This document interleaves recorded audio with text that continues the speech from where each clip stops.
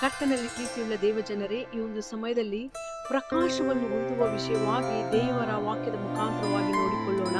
ಕೀರ್ತನೆಗಳು 34ನೇ ಅಧ್ಯಾಯ 5ನೇ ವಚನದಲ್ಲಿ ನಾವು ನೋಡುವಾಗ ಸುಂದರವಾಗಿ ಬರೆಯಲ್ಪಟ್ಟಿದೆ, ಆತನನ್ನೇ ದೃಷ್ಟಿಸಿದವರು ಪ್ರಕಾಶವನ್ನು ಹೊಂದಿದರು, ಅವರ ಮುಖವು ಲಜ್ಜೆಯಿಂದ ಕೆಡುವುದೇ ಇಲ್ಲ.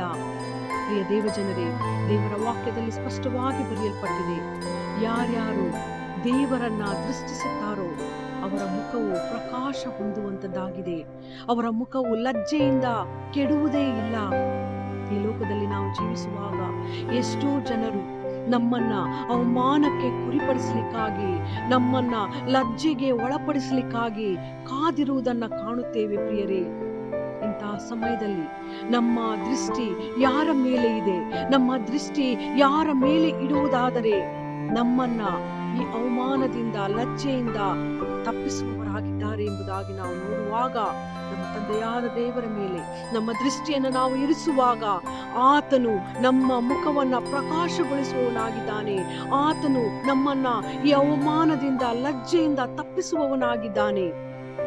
ಯಾಕಂದ್ರೆ ದೇವರ ವಾಕ್ಯದಲ್ಲಿ ಸ್ಪಷ್ಟವಾಗಿ ಬರೆದಿರುವುದನ್ನು ನಾವು ನೋಡಿಕೊಂಡೆವು. ಆತನನ್ನೇ ದೃಷ್ಟಿಸುವವರು ಪ್ರಕಾಶವನ್ನು ಹೊಂದುವರು, ಅವರ ಮುಖವು ಲಜ್ಜೆಯಿಂದ ಕೆಡುವುದೇ ಇಲ್ಲ. ದೇವಜನರೇ, ಈ ರೀತಿಯಾಗಿ ನಮ್ಮ ದೃಷ್ಟಿಯನ್ನ ನಮ್ಮ ತಂದೆಯಾದ ದೇವರ ಮೇಲೆ ಇರಿಸಿದವರಾಗಿ ಆತನಲ್ಲೇ ನಾವು ಕಾದಿರಲಿಕ್ಕೆ ಪ್ರಯತ್ನಿಸೋಣ. ಯಾಕೆಂದರೆ ಆತನು ನಮ್ಮನ್ನ ಪ್ರಕಾಶಗೊಳಿಸುವವನಾಗಿದ್ದಾನೆ.